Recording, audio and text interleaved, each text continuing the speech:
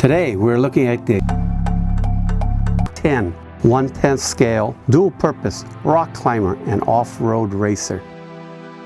Good for mid-size tracks and courses, and also just for fun running around on varied terrains. It is a 4-wheel drive car with 5.5 by 2.25 inch high traction tires. It has independent front suspension, front and rear differentials, giving the user high traction and excellent cornering control. It comes with spring-filled oil shocks and dual axle ball bearings.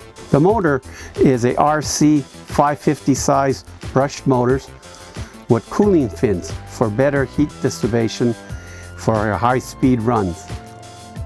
The radio included in this ready-to-run model is a 2.4 gigahertz 2-channel pistol grip radio with dual rates and exponential waterproof electronics on the servo and the receiver. Speed setup is maximum about 25 depending on the settings of your exponential and dual rate settings on the radio. Comes with a battery, 7.2 volts, 2000 milliamp nickel hydride with a charger. The car will support LIPO batteries for those who have it.